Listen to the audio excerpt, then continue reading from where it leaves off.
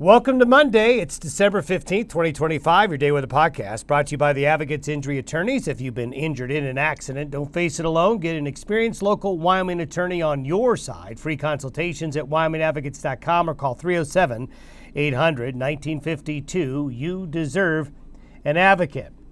Well, complicated. There are a lot of moving parts in the weather forecast here over the next 7 days, but there's a lot of similarities to what's been happening. We'll talk about that here in a moment. Boy, it was really tale of two different worlds, as you can see there from the rime ice on the grass there in Sidney, Nebraska this weekend as Arctic air came into the plain states, out onto the plains east of the Continental Divide. But once you got further west in higher altitude areas, the Arctic air was just a kiss, and as you'll see here with other photos, quite a bit of winter weather in that Arctic area, but then the Pacific area, there was a lot of brown, a lot of nothing.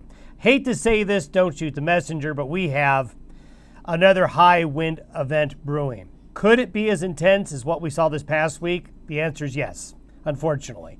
This is going to be especially true beginning tonight and probably lasting into Thursday morning, with the peak of the wind probably being in that Wednesday, Thursday time frame. Now, part of that wind will be with two fast-moving, energetic, and moist Pacific waves. One moving across the region basically late Tuesday through Thursday morning. There's another wave of Pacific moisture that'll come into the Rockies over the weekend. Now, both of these waves will be good news for the mountains, the ski areas of Wyoming, Colorado, Utah, more snow for Montana, as these Pacific waves come through, but they're not the type of systems that give you upslope. So while there will be snow showers, a little bit of snow on the plains with these waves, it'll be the high country that benefits. Part of this is this Omega block. I tell you folks, it is not going anywhere. These blocking patterns can be extremely persistent and can sometimes lock in. And so what's happening, the way the jet stream is behaving all the way out into Bering Sea, very far from here, is that as long as that Omega block continues, the deep Arctic air will continue to get funneled into the nation's midsection in the northeastern United States. We'll continue to have heavy precipitation in the Pacific Northwest. But in between the Arctic air and the heavy Pacific Northwest precipitation, there in the middle, there's not going to be much going on other than these high wind events like what we're going to see here this week. Now, getting into Christmas week, too many questions to really give you any type of outlook on Christmas weekend. I don't want to be Lucy pulling the football away. We're just going to have to address Christmas week as we get a little bit closer. The Omega block, the strong Pacific jet stream winds, all of these things are not being handled very well by the computer modeling. Here's a cool shot from Casper where the Arctic air did come in. And no, Michelle says that's not snow on the ground, but that is frost, that rime ice, like I showed you there in the Sidney, Nebraska area, where you get that Arctic air to come in and moisture freezes and causes that rime ice. And here's another great example of where the Arctic air came in. Beautiful landscape shot there of the rime ice on the trees and on the grass and on the fences there. And then up along the Bighorns, where the snow is deeper and more widespread, where that Arctic air boundary came on in. You can see it there in Story. Beautiful shot of the Christmas tree in Sinclair, Wyoming. How about that for a view shot in your Pinedale there of the Wyoming Range and Triple Peak there in the middle. And the cold, as we know, spreading into the Great Lakes. Chicago has had one of its coldest starts to winter since the late 70s. Hard to imagine what that type of comment is like when you had temperatures in that Denver Broncos game yesterday in the 60s at kickoff. But closer to the Arctic boundary, beautiful shot there from Belle Fourche, and some beautiful clouds. Again, beautiful sunrises and sunsets. And then underneath the high pressure, as you'd expect in the deserts of Nevada, there you go. Beautiful blue skies, and that will be the case again here for the start of the week. Although this part of the country, the Great Basin here, is going to start to see some weather move in, especially Christmas week. Now, as we take a look at the satellite imagery, we continue to see the Pacific Northwest, British Columbia, Washington, Western Oregon just getting creamed by strong, moist jet stream winds, funneling that moisture in. But then you get downsloping east of the Cascades, and the moisture gets dried out and captured by a lot of the mountains. And then we can continue to see the high pressure ridge that will start the week across the Intermountain West and the Western High Plains. So weather's going up, over, and down. And there you can certainly see that. There's the blocking pattern off the Aleutians. We have this low that's just driving that moisture into the Pacific Northwest and Western Canada. And as we showed you last week, the polar vortex is reorganizing, getting more centered northwest of Hudson Bay. But generally, a west to east flow across the nation will bring moderating temperatures to this part of the world here over the next couple of days. But at the end of the week, there's another Arctic push that'll be coming through. There's the Omega block. And this is something that we're going to be talking about here in the days ahead.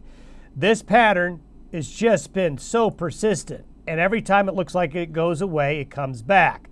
So it keeps this low here, and it keeps us driving the strong Pacific jet stream winds coming in. But this type of flow does not let the Arctic air come into the western United States. I know I've drawn a lot on here, but basically, until we see this go away, we're going to be in what we call a persistence pattern, persistent forecasting, which is the weather for the week ahead may be a lot like the week before it until that pattern completely goes away. Now, as we get into Wednesday, we do have this little wave right here. Doesn't look like much, but it is going to take moisture and cold air from the Gulf of Alaska, push it into the Pacific Northwest, and go into the northern Rockies. The polar vortex is expanding a little bit, and it is pushing some colder air a little bit more to the south by midweek. As this system comes across, it's going to be producing a lot of weather. We have more flood warnings and winter storm warnings for the Pacific Northwest, high wind warnings for Montana up here. And we're going to see high wind watches and warnings for southeastern Wyoming already as we get into late tonight and tomorrow night. These are freeze warnings for the Gulf Coast. Yep, freezing along the Gulf Coast while it's sunny and warm in the Rockies. Precipitation through Wednesday morning looks like this. You can see the Pacific Northwest, British Columbia, the Canadian Rockies. But now Northern California is getting into the action as things are a little bit more south now. So that's going to drive in some heavier rain for far northern California. But you can see through Wednesday morning here, nothing going on. But things change as we get to Wednesday, Thursday. What I'm showing you here are the 300 millibar winds, or the 30,000 foot winds, starting today. So you can see the winds aloft, not bad. So it's going to be another decent day where the wind really won't be blowing like what we saw this past weekend. But look what happens as we go one day at a time. So this is today. There's tomorrow morning. You can see the strong jet stream winds moving into Washington and Oregon. This is Wednesday. The winds really increase. Then look what happens by Thursday morning. Oh my. These winds right here, you see these gray areas? So we're talking winds over 170 knots. We were very similar with what we had last week, except they were more west to east last week. These are more northwest to southeast. So that may not be the perfect setup to what we had last week, but nonetheless, there is another significant blowover risk on I-80 and I-25, even in this pattern right here, Interstate 70 into Colorado as we get into Wednesday and Thursday. So we have another high wind event brewing.